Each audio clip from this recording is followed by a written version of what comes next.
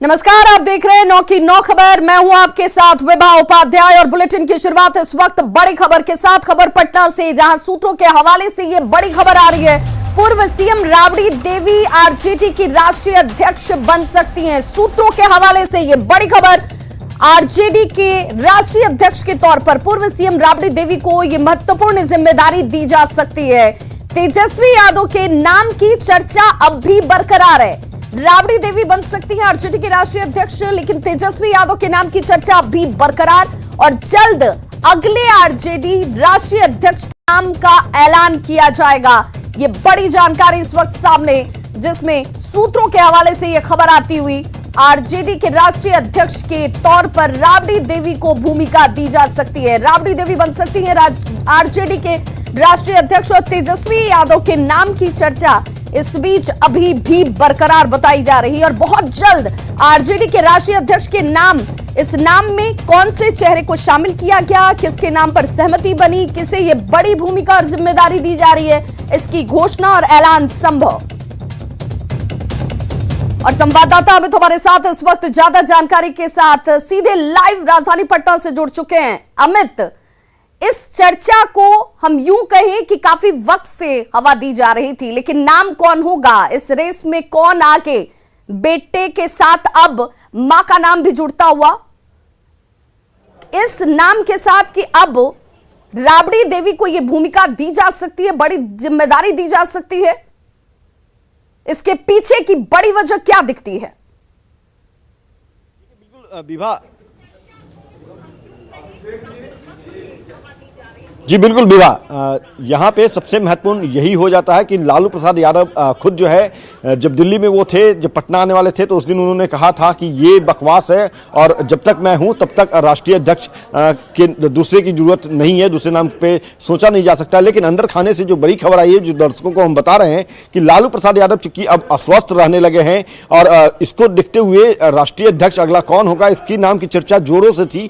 सबसे प्रबल नाम जो था वो कल तक तेजस्वी यादव का ही आ रहा था। तेजस्वी यादव जो है वो राष्ट्रीय अध्यक्ष के तौर पे उन्हें देखा जा रहा था। पार्टी के तमाम जो शीर्ष नेता हो या नए जो विधायक हैं, सभी ने तेजस्वी के नाम की हामी भरी थी। लेकिन चूंकि इसको लेकर के लालू परिवार में ही जो जानकारी मिल रही है कि लालू परिवार में ही जो है वो कहीं न कहीं विवाद गहराने लगा था और इसके बाद लालू प्रसाद यादव ने बीच का रास्ता निकाला है। जिस तरह से जब लालू प्रसाद यादव चारा घोटाला मामले के समय में जेल जाने वाले थे, तो उस समय राबड़ी देवी को बिहार का अगला मुख्यमंत्री उन्होंने बनाया था और राबड़ी देवी बतौर मुख्यमंत्री कार्यकाल उन्होंने संभाला भी। तो उसी फॉर्मूले को यहाँ पे लालू प्रसाद यादव जो है एक बार फिर से उस फॉर्मूले को यहाँ पे लागू करने वाले हैं। ऐसा हो सकता है, जैसे कि जो आरजेडी के आधिकारिक सूत्र हैं उनसे जो जानकारी मिली है कि राबड़ी देवी जो है पूर्व मुख्यमंत्री वही अगले राष्ट्रीय अध्यक्ष हो सकती है। हालांकि अभी ये चर्चा है, इस बात की अटकलें हैं, क्या होगा ये तो अंतिम फैसला जब होगा तब भी हम दर्शकों को बताएंगे। जो जानकारी आएगी आधिकारिक तौर पर वो भी हम दर्शकों तक पहुंचाएंगे। लेकिन बिल्कुल अमित, लेकिन सवाल ये कि आरजेडी जो हमेशा से ये कहती नजर आई कि अब युवाओं को एक बड़ी जिम्मेदारी, युवा चेहरे पर भरोसा भी, और इस वजह से एक नए और युवा नाम के साथ तेजस्वी यादव के नाम की चर्चा बहुत तेजी से चल रही थी। उस बीच राबड़ी देवी के नाम की चर्चा का शामिल हो जाना क्या इशारा करता है? देखिए विवाद, सबसे महत्वपूर्ण सवाल यही है कि क्यों राबड़ी देवी का नाम सामने आया। तेजस्वी यादव जो प्रबल दावेदार माने जा रहे थे, पुराने नेता, चाहे शिवानंद तिवारी की बात कर ले या उसके अलावा अन्य जो नेता थे, चाहे प्रदेश अध्यक्ष जो है ऑन द कैमरा तो नहीं, ऑफ द कैमरा वो भी कह रहे थे कि तेजस्वी में वो क्षमता है कि वो पार्टी को आगे लेकर के चल सकते हैं। तो आखिर वो जरूरत क्यों हुई, तो इस पर जो हमने बताया है, पार्टी के अंदर खाने की जो खबर हमने दर्शकों तक पहुंचाई है कि चूंकि विवाद गहराने लगा था लालू परिवार में और उसी विवाद को फिलहाल लालू शांत करना चाहते थे। चूंकि लालू ये बखूबी जानते हैं कि पारिवारिक विवाद जो है, पारिवारिक जो खींचातानी होगी, आपसी खींचातानी, तो उसका असर पार्टी पे पड़ेगा। तो लालू चूंकि मंजे हुए खिलाड़ी हैं, किंग मेकर के तौर पे भी वो जाने जाते हैं। जब देश की सियासत की भी बात आती है तो लालू प्रसाद यादव के नाम की चर्चा होती है और यही वजह है कि उनकी पार्टी के अंदर खाने अगर कुछ चीजें असंतुलित हो रही है तो उसे संतुलित करना लालू बखूबी जानते हैं। और यही वजह है कि लालू यादव ने राबड़ी देवी के नाम इस तरीके से भी देखें कि ये सिर्फ परिवार के अंदर की कलह को शांत करने की कोशिश के तौर पर नाम सामने नहीं लाया जा रहा है। साथ ही साथ इसके पीछे की एक बड़ी वजह पार्टी के वो शीर्ष नेता, वो वरिष्ठ नेता जो कहीं ना कहीं अपने आप को भी दावेदार के तौर पर देख रहे थे, परिवारवाद से बाहर निकलकर क्या पार्टी किसी तरह का कोई एक लाइन खींचती है क्या, उसमें उस रेस में वो अपने आप को आगे पा रहे थे, वहां पर उस नाराजगी को भी दबाने या उसे रोकने की कोशिश की गई है। बिल्कुल सही कहा विभा, चूंकि आरजेडी जो है एक बड़ी पार्टी है और खुद आरजेडी के जो लोग हैं, चाहे नेता प्रतिपक्ष तेजस्वी यादव हो या लालू यादव हो, राबड़ी देवी हो या आरजेडी के दूसरे सिर के जो भी नेता हैं, सभी ये कहते हैं कि आरजेडी बिहार की सबसे बड़ी पार्टी है और विधानसभा जो चुनाव हुए थे 2020 में, उसमें सबसे बड़ी पार्टी बनकर करके आरजेडी उभरी भी। और यही वजह है कि चूंकि बड़ी पार्टी है तो बड़ी जिम्मेवारी मिल सकती है, किसे मिलेगी इसको लेकर। बिल्कुल अमित, आप हमारे साथ बने रहिए, आप हमारे साथ बने रहिए, इस बड़ी खबर पर लगातार हम बने हुए और हमारे साथ इस वक्त बीजेपी प्रवक्ता प्रेमरंजन पटेल जी जुड़ चुके। बहुत स्वागत प्रेमरंजन पटेल जी आपका। इस वक्त लगातार जो आप कह रहे थे कि तेजस्वी को आगे किया जा रहा है आरजेडी की तरफ से, बड़े बेटे की कहीं ना कहीं उपेक्षा की जा रही है, अब राबड़ी देवी का नाम सामने आ रहा है कि उन्हें ये बड़ी भूमिका दी जा सकती है। देखिए, राष्ट्रीय जनता दल ये व्यक्तिवादी पार्टी है, परिवार की पार्टी है, इसमें कोई आश्चर्य की बात नहीं है। लालू, राबड़ी, तेजस्वी, तेज प्रताप, मीसा भारती, यही लोग तो जो ऐसे हैं। अब दूसरी लालू खड़ी है तो ये किसी को बना सकते हैं, परिवार से बाहर नहीं निकल सकते हैं। पार्टियां तो लंबी है, समय से चल रही है, सत्ता में रही है, कई सारे नेता है, दिग्गज नेता है, पुराने नेता है, अनुभवी नेता है, लेकिन उनका कोई महत्व नहीं है। महत्व है एक परिवार की। और कल प्रधानमंत्री जी ने कहा कि ये समाजवाद का जो नकली चादर ओढ़ कर करके केवल परिवार को पनपाने का काम कर रहे हैं और परिवार के अंदर ही सिमट करके रहते हैं। सत्ता जब मिलती है तो केवल अपने लिए काम करते हैं, इनको बाकी लोगों के लिए कोई चिंता नहीं होती है। लेकिन प्रेमरंजन पटेल जी, युवाओं के को जिम्मेदारी दी जानी चाहिए, इसके तो आप भी पक्षधर हैं। बीजेपी में भी कई युवा चेहरों को बड़ी जिम्मेदारियां और बड़ा नेतृत्व दिया गया है। अगर आरजेडी की तरफ से तेजस्वी यादव का नाम आगे रखा जाता है तो यह भी तो संभव है कि अगर कोई काबिल शख्स परिवार के अंदर भी मौजूद है तो उसकी अवहेलना क्यों की जाए, सिर्फ इसलिए कि वो परिवार का सदस्य है? नहीं, काबिलियत कौन सी काबिलियत है? युवा का मतलब केवल जो ऐसे मुंह में चांदी का चम्मच लेकर कर करके पैदा होना ही जो ऐसे युवा होते हैं। लालू का बेटा है, राबड़ी का बेटा है, केवल यही उनके ऊपर है। कौन सा उन्होंने समाज के लिए काम किया है? कौन सा जो ऐसे उन्होंने कोई संघर्ष किया है, कोई जमीन पर उतर कर करके कोई काम किया है? ये केवल जो ऐसे लालू राबड़ी के पुत्र हैं, इसलिए जो ऐसे बिल्कुल। प्रेमरंजन पटेल जी हमारे साथ मृत्युंजय तिवारी जी भी जुड़ चुके हैं। मृत्युंजय जी, बहुत स्वागत आपका। अब इस वक्त अगर राबड़ी देवी का नाम सामने आ रहा है चर्चाओं में, हालांकि ये सूत्रों के हवाले से ही है, मैं आपसे ही जानना चाहूंगी कि क्या सचमुच आरजेडी सिर्फ परिवार के अंदर ही अपनी पार्टी को देखती है? पार्टी के अंदर ये आरजेडी नहीं है, वहां पर शीर्ष नेतृत्व नहीं है? आप एक जिम्मेवार चैनल हैं और आपके जिम्मेवार चैनल के माध्यम से ये कयास और सूत्रों के माध्यम से कई ऐसे खबरें चलाई जाती है जिसका कोई सच्चाई से सरोकार नहीं है। और सूत्रों के हवाले से खबर में हम इस पर क्या प्रतिक्रिया दें? हम आधिकारिक रूप से चलिए मृत्युंजय जी, मैं आपसे ही पूछ लेती हूँ, चूंकि आज कार्यकारिणी की बैठक भी होने वाली है। आपके अनुसार, आपकी जानकारी में ये भूमिका, ये नेतृत्व, ये बड़ा कार्य किसे दिया जा सकता है, किसे जिम्मेदारी दी जा सकती है? आपके पार्टी के अंदर किस तरह की चर्चा? देखिए, हमारे राष्ट्रीय अध्यक्ष आदरणीय लालू प्रसाद जी अभी हैं। आज के राष्ट्रीय अधिवेशन में किन किन मुद्दों को लेकर के जो प्रस्ताव पारित होंगे, क्या निर्णय लिए जाएंगे, ये राष्ट्रीय कार्यकारिणी की बैठक में तय होंगे। इसके बाद जब प्रेस ब्रीफिंग होगा, सारी बातों की जानकारी दे दी जाएगी। लेकिन सब लोगों को पता है कि हमारी माननीय पूर्व मुख्यमंत्री आदरणीय राबड़ी देवी जी ने लंबे वर्षों तक बिहार के मुख्यमंत्री के पद पर रहते हुए जो उन्होंने काम किया है, सबको पता है। उस समय जो विकास की गति बिहार की थी और आज क्या स्थिति है, हर मामले में फिसड्डी है, लेकिन सत्ता में बैठे लोगों को शर्म नहीं है। ये बार बार हमारे ऊपर, हमारे नेता के परिवार के ऊपर हमला करते हैं अपनी राजनीति बचाने के लिए। इनके पास कोई मुद्दा असली नहीं है जिस पर ये बात कर सके लोगों के सामने। नेता प्रतिपक्ष तेजस्वी यादव जी ने अकेले 2020 के विधानसभा चुनाव में 32 हेलीकॉप्टर देश के सरकार, बिहार की सरकार, आसपास कई राज्यों की सरकारें उतर गई थी। इसके बाद भी तेजस्वी यादव लेकिन आज की इस बैठक में इस सवाल का जवाब मिल जाएगा, इसकी उम्मीद की जा सकती है। मृत्युंजय जी, बहुत बहुत शुक्रिया, आप हमारे साथ जुड़े और अपने विचारों को भी आपने सामने रखा। और देखिए किस तरीके से इस वक्त लगातार ये कहा जा रहा है कि तेजस्वी यादव के नाम की चर्चा भी बरकरार है, लेकिन अगर राबड़ी देवी को ये का यह जिम्मेदारी दी जाती है तो उनके पास बिहार को चलाने का तजुर्बा, अनुभव और पार्टी को भी चलाने का बेहतरीन अनुभव है, और इसलिए उनकी क्षमता पर भी सवाल खड़े नहीं किए जा सकते। हालांकि मृत्युंजय जी ये कहते नजर आए कि अभी सूत्रों के हवाले से जिस खबर को दिखाया जा रहा है उसे लेकर लालू प्रसाद की तरफ से फाइनल मोहर लगाई जाएगी, उनकी तरफ से यह स्थिति तय की जाएगी कि आखिर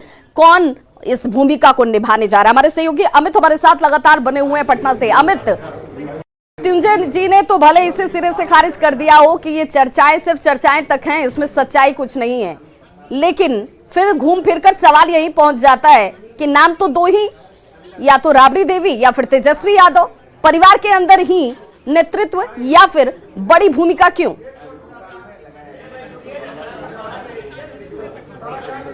देखिए विवाह, यहाँ बहुत छोटे शब्दों में हम समझाना चाहेंगे, दर्शकों को बताना चाहेंगे कि देखिए मृत्युंजय तिवारी ने जो बातें कही, उन्होंने खबर का खंडन जरूर किया लेकिन उन्होंने इनकार नहीं किया। दूसरी जो बड़ी बात उन्होंने कही कि राबड़ी देवी जो है उनकी योग्यता भी उन्होंने गिनाया कि बतौर मुख्यमंत्री उन्होंने बेहतर काम किए हैं और आज बिहार जो है वो फिसड्डी राज्यों की तुलना में खड़ा हो गया है।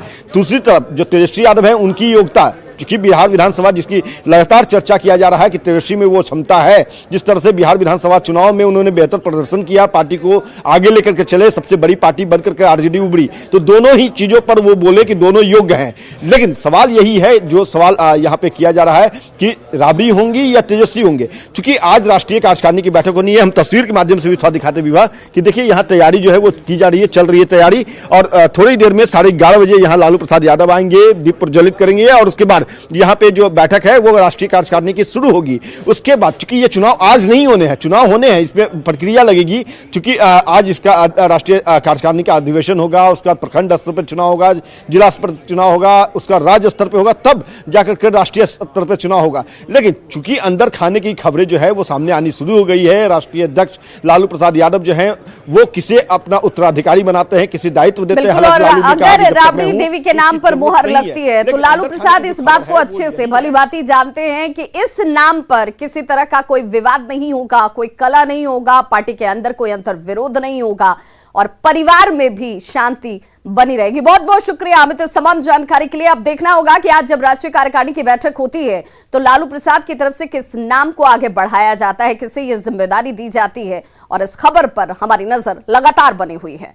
नीतीश कैबिनेट में पिछले 9 साल यानी कि साल 9 फरवरी 17 मंत्रियों ने शपथ ली थी, और अब बात की जाए तो कई ऐसे चेहरे थे जो पहली बार बिहार सरकार में मंत्री बने। इन मंत्रियों के कार्यकाल का 1 साल पूरा हो चुका है और ऐसे में ये मंत्री अपनी उपलब्धियां अब गिना रहे हैं, अपने विभाग से जुड़े विकास कार्यों की जानकारी दी जा रही है। उसमें जो सबसे बड़ी चीज है, जो मुंगेर का ब्रिज, जिसको माननीय मुख्यमंत्री जी और माननीय नितिन गडकरी जी 11 को शुरुआत करने जा रहे हैं। इसी प्रकार से अटल पथ का था, जेपी गंगा पथ जो काम रुका हुआ था, हुडको से हम लोगों ने 2000 करोड़ रुपए का लोन लेकर जेपी गंगा पथ शुरू कराया। साथ ही साथ अटल पथ का जो फेज 2 था उसको कंप्लीट करा ताकि वो जेपी सेतु से जुड़े।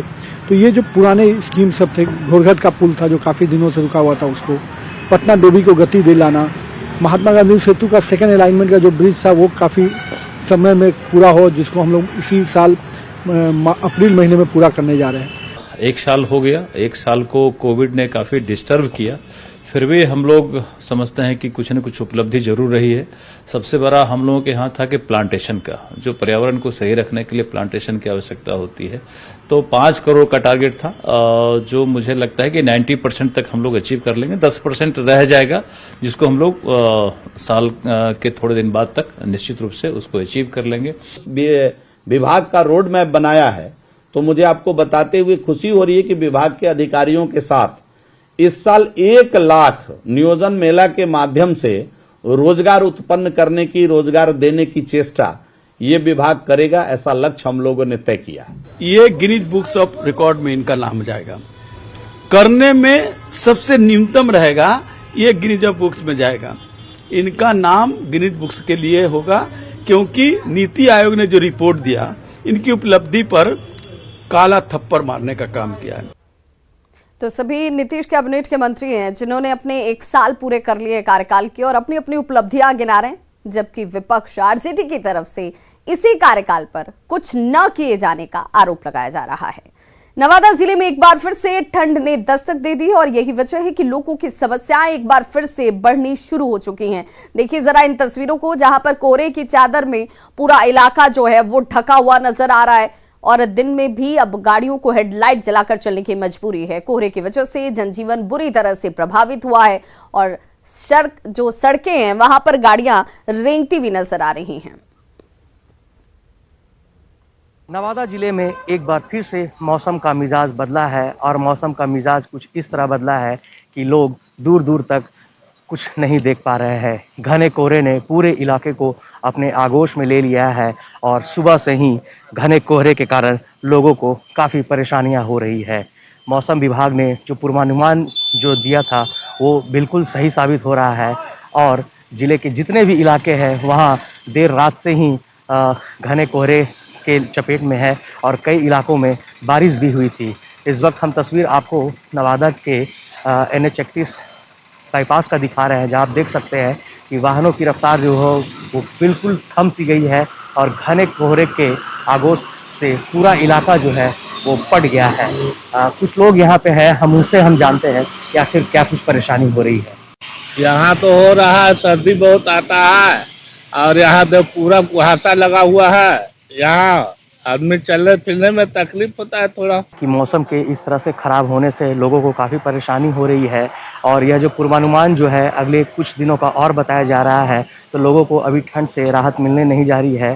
तो अभी भी लोगों को सतर्क रहने का ज़रूरत है और लोगों को ठंड में बच के रहने का ज़रूरत है। अनिल विशाल, न्यूज़ 18 नवादा। तो कमोबेश यही स्थिति जमुई में भी देखने को मिल रही है, जहां पर बूंदाबांदी की वजह से ठंड और कनकनी एक बार फिर से बढ़ गई है। हालांकि पछुआ हवा नहीं चलने की वजह से लोगों को थोड़ी राहत जरूर है, लेकिन बूंदाबांदी के बाद कनकनी बढ़ने और ठंड से जनजीवन अस्त व्यस्त हो गया है। मॉर्निंग वॉक पर निकले शहर के लोग चाय की दुकानों पर बैठकर ठंड से राहत पाते हुए नजर आ रहे हैं और इसी ठंड का जायजा लिया सहयोगी किसी कुंदन ने। जमुई में सर्दी का सितम थमने का नाम नहीं ले रहा है।